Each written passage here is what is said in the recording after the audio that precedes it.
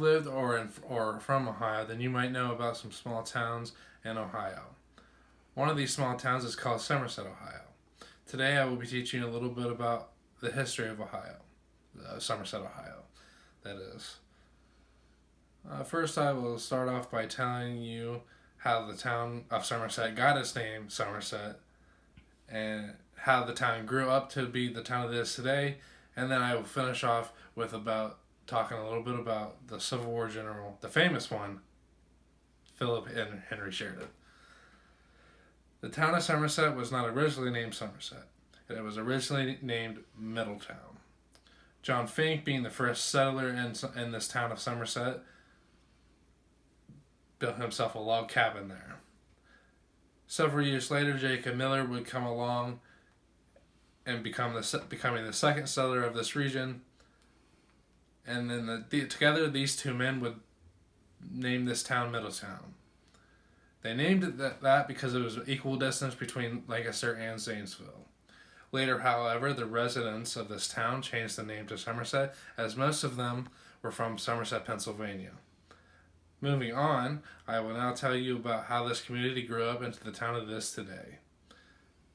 In the 1810s, Somerset grew quickly, and by 1817, it had become the Perry County seat of government. Somerset once had a population of nearly 1,400 people. Having lived in this town, I would say that's pretty impressive to say the least. In the same year, the community had added 4 churches, 3 newspapers, 16 stores, an iron foundry, and even a tobacco warehouse. The town also had a Catholic nunnery and St. Mary's Seminar, a school for young women.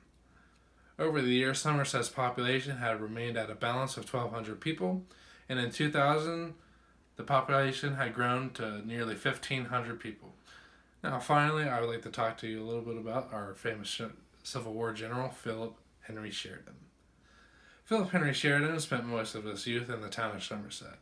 His career was noted for his rapid rise to Major General. He was also very close friends with Ulysses S. Grant.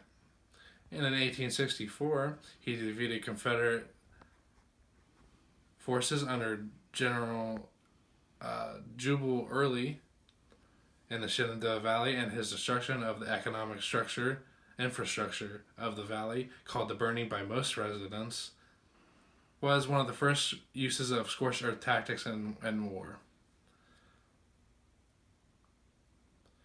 In 1865, his cavalry had pursued General Robert E. Lee and was instrumental in forcing his surrender in Appomattox.